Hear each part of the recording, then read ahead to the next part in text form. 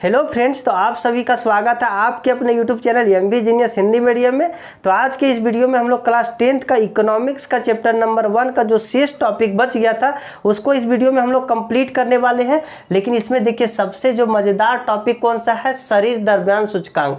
इसमें हम लोग को क्या पढ़ना पड़ता है कि कौन सा व्यक्ति को हम मोटा बोल सकते हैं, कौन सा व्यक्ति को हम पतला बोल सकते हैं और कौन सा व्यक्ति को हम लोग बीच वाला बोल सकते हैं, मतलब मीडियम वाला बोल सकते हैं। तो इसको हम लोग जानेंगे कि कब हम लोग उसको मोटापा बोल सकते हैं और कब उसका पतलापन बोल सकते हैं, मतलब कब उसको खाने की जरूरत है ज़्यादा और कब उसको खाना मतलब थोड़ा सा पोषण की कमी की जरूरत है। तो ये भी हम लोग सीखेंगे। इसके अलावा सार्वजनिक सुविधा के बारे में पढ़ेंगे, मानव विकास रिपोर्ट और विकास की ध्यानीयता के बारे में पढ़ेंगे।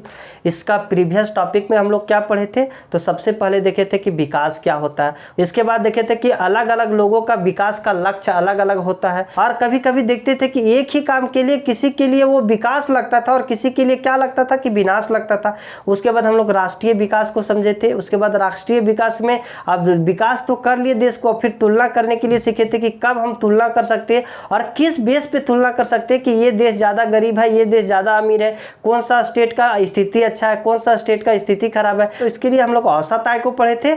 इसके बाद हम लोग देखे थे कि वहाँ का मोर्टिलिटी रेट कैसा है, मतलब शिशु मृत्यु दर कैसा है, वहाँ का लिटरेसी रेट कैसा है, मतलब साक्षरता दर कैसा है, और नेट अटेंडेंस रेशियो कैसा है, मतलब वहाँ का निबल उपस्थिति अनुपात कैसा है। तो आज के वीडियो में हम लोग सबसे पहले सार्वजनिक सुविधा के बारे में पढ़ते हैं कि सार्वजनिक सुविधा होता क्या है।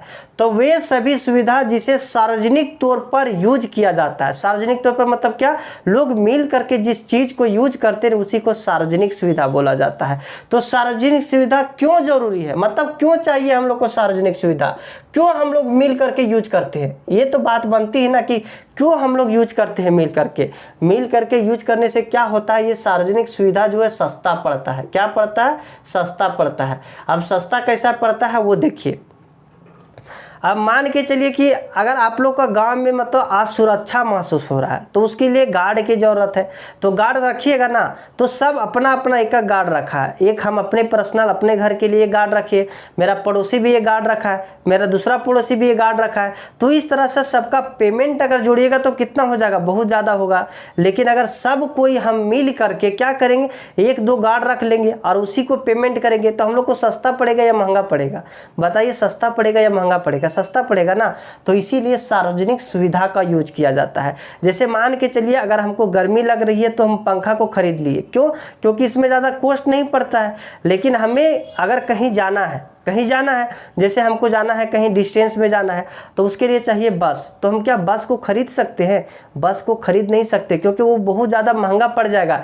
लेकिन वही हम लोग सब सार्वजनिक रूप से यूज करते हैं, जैसे सब जनता सब उसमें बैठ करके जाता है तो हम लोग को कॉस्ट कितना लगता है, 10 रुपये भाड़ा लगता है। जिस तरह का डिस्टेंस रहता है उस तरह का भाड़ा देते हैं। तो इससे क्या होता है, सस्ता लगता है, क्योंकि हमारा जेब में पड़ा रुपया सब कुछ नहीं खरीद सकता है। हाँ, हम ये तो मानते हैं कि जिसका पास बहुत पैसा है वो सब कुछ खरीद सकता है, बस को भी खरीद लेगा और ये क्या हो गया कि फैन को भी खरीद लेगा, गार्ड को अपना पर्सनल रख सकता है, लेकिन वो भी सब कुछ नहीं खरीद सकता है। जैसे अगर हम उसको बोल दे कि आप खरीद के दिखाइए प्रदूषण मुक्त हवा, मतलब प्रदूषण मुक्त वातावरण को खरीद करके दिखाइए, मतलब वैसा वातावरण चाहिए, वैसा एटमॉस्फेयर चाहिए जहाँ पे प्रदूषण ना हो, तो क्या वो खरीद पाएगा, खरीद नहीं पाएगा। लेकिन हाँ, अगर सार्वजनिक रूप से उसे हटाना चाहे, जैसे सब जनता मिल करके सोचे कि क्या कि इस मतलब जो वातावरण जो प्रदूषण है उसको हम स्वच्छ करेंगे, तो सब कोई मिल करके अगर करना चाहे तो प्रदूषण को थोड़ा कम किया जा सकता है। या बोल दिया जाए कि आप बिना मिलावट के दवाएँ खरीद के दिखाए, मतलब वैसा दवा खरीद के दिखाइए जो मतलब बिना मिलावट का हो, तो वो खरीद पाएगा, नहीं खरीद पाएगा। अगर ज़्यादा पैसा है तो आप टाई अप कर लेते, मतलब जिस कंपनी में दवा बनती है वहाँ से आप टाई अप कर लेते तो भले मिल सकता है आप लोग को किस तरह का दवा, बिना मतलब मिलावट का दवा। लेकिन आप जनरली तो आप बोलिएगा कि बिना मिलावट का दवा मिले, मतलब उसमें और कुछ मिलावट ना हो, सिर्फ शुद्ध दवा मिले, तो मिलेगा, नहीं मिल पाएगा। और एग्जाम्पल अगर देखना चाहते हैं तो संक्रमित बीमारी जैसे अभी हाल फिलहाल में फैल रहा था कोरोना वायरस, तो क्या जिसके पास पैसा वो पैसा दिखा करके कोरोना वायरस को रोक सकता था। मतलब मेरा पास पैसा है, ये संक्रमित बीमारी मेरे पास मत आना क्योंकि मेरा पास पैसा है, और हमें मत अटैच करना क्योंकि हम तुम्हें मार देंगे। तो ऐसा होता है क्या? नहीं होता है ना। वो संक्रमित बीमारी है तो उसे संक्रमण करेगा ही। तो ये पैसा से सब कुछ खरीदा नहीं जा सकता है।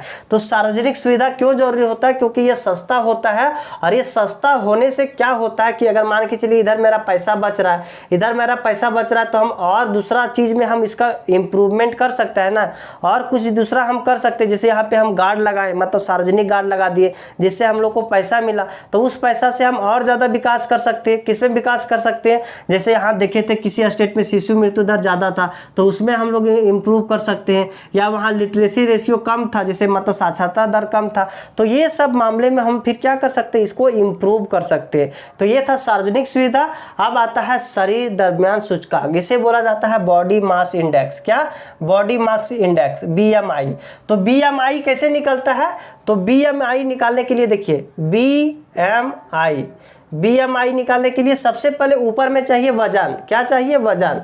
मतलब आपका कितना वेट है। क्या? आपका कितना वेट है, आपका वजन कितना है। और नीचे में चाहिए हाइट, मतलब ऊंचाई। क्या चाहिए? ऊंचाई। और ये जो ऊंचाई चाहिए ना, ये मीटर में चाहिए, और मीटर का स्क्वायर कर दीजिएगा। मान के चलिए किसी व्यक्ति का जो वजन है वो 60 kg है। कितना है? 60 kg है, और वो 2 मीटर ऊंचा है। कितना मीटर में हाइट लीजिएगा? किसमें? मीटर में। वो 2 मीटर ऊंचा है। 2 मीटर कहने का मतलब 2 का स्क्वायर कितना हो गया? 4 हो गया। तो 60/4 कितना हो गया? कितना हो गया? काटिए, 15 हो गया। 15 हो गया। तो इस आधार पे 15 आया, तो अब इसको देख करके आप बता सकते हैं कि वो मोटा है या पतला है या बीच में है। तो देखिए इसका रेशियो होता है 18 से अगर नीचे आ जाए। कितना?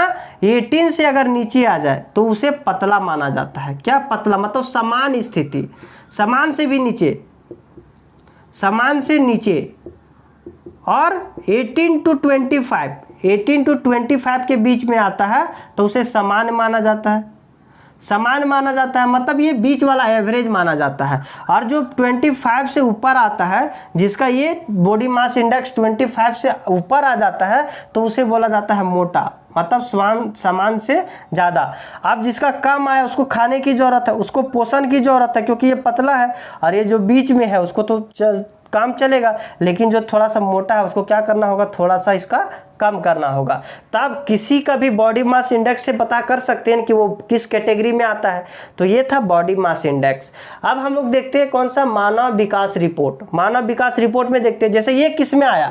ये किस में आया? अगर आप 2 मीटर ऊंचे हैं और 60 kg आपका वजन है, तो आप किस में आए? पतले में, क्योंकि आप 15 से ऊपर होना चाहिए था आपको। मान के चलिए 18 से और 25 के बीच में रहते तो एवरेज होते, ठीक ठाक होते, लेकिन वो आप पतले में आए तो थोड़ा सा आपको क्या करना होगा? खाने की ज़रूरत है। अब आता है मानव विकास रिपोर्ट।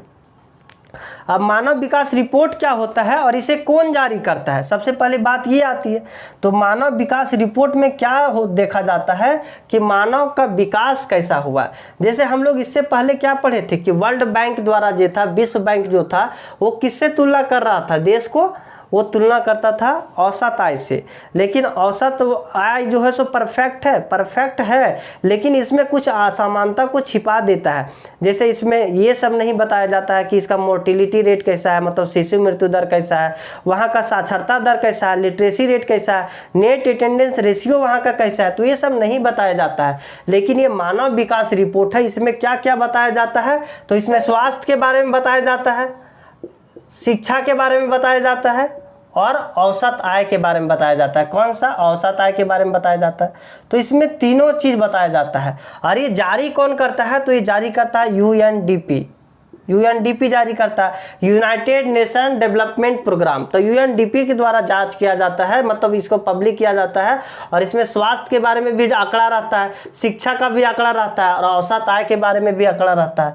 तो इस तरह से आंकड़ा दिया हुआ है आप लोग को बुक में। आप देख सकते हैं कि भारत में इसमें यूएनडीपी के द्वारा जो मानव विकास रिपोर्ट आया है उसमें भारत का स्थिति कैसा है। मतलब टोटल 189 देश है, जिसमें से भारत का जो स्थिति है कितना है 130 है। लेकिन इससे बहुत छोटा देश है कौन सा, श्रीलंका। और श्रीलंका का जो स्थिति है इस मामले में, सब मामले में भारत से अच्छा है। वो एक छोटा सा देश है, लेकिन देखेंगे जब आंकड़ा को देखेंगे, देखिए यहाँ पे आंकड़ा आप लोग को हम शो कर दे रहे हैं। यहाँ पे आंकड़ा को देखिए, श्रीलंका का स्थिति बहुत अच्छा है, क्योंकि देखिए यहाँ पे जो आंकड़ा दिया गया है श्रीलंका का, वहाँ पे देखिए जन्म के समय संभावित आयु, मतलब कोई व्यक्ति वहाँ पे जन्म लेता है तो उसका जन्म के समय उसका आयु का निर्धारण किया जाता है कि औसत वो कितना साल जी सकता है। तो इसका 75 है, 75। और भारत का कितना है 68.8 है, और उसका कितना है 75.5। और विद्यालयी औसत आयु मतलब 25 वर्ष या इससे अधिक लोग 2017 में निकाला गया है कि 25 साल से ऊपर के लोग जो पढ़ते हैं वो कितना है, तो श्रीलंका का है 10.9 और भारत का है 6.4। तो भारत से वो बेटर है। और यहाँ पे विश्व में मानव विकास सूचकांक मतलब HDI जो क्रमांक है वो भारत का कितना है, तो 130 है। लेकिन यही देख रहे हैं कि श्रीलंका का कितना है, तो 76 ही है, जो कि भारत से बहुत ही अच्छा है। तो इस तरह से हम लोग देखें कि किस तरह से भारत से एक बहुत छोटा देश जो है श्रीलंका, जिसका स्थिति भारत से अच्छा है। तो ये मानव विकास रिपोर्ट से ही पता चलता है। अब आता है विकास की धारणीयता। अब इसे समझते हैं, जिसको ज्योग्राफी में भी आप लोग पढ़े होंगे, भूगोल में, सस्टेनेबल डेवलपमेंट मतलब विकास किस तरह से किया जाए। विकास हम कब मानेंगे, विकास की धारणीयता मतलब क्या होता है, विकास हम कब मानेंगे, मतलब विकास होता क्या है। तो अब देखिए विकास हम कब मानेंगे, अभी हम जितना विकास किए हैं, हम क्या चाहेंगे इससे ज़्यादा विकास हो।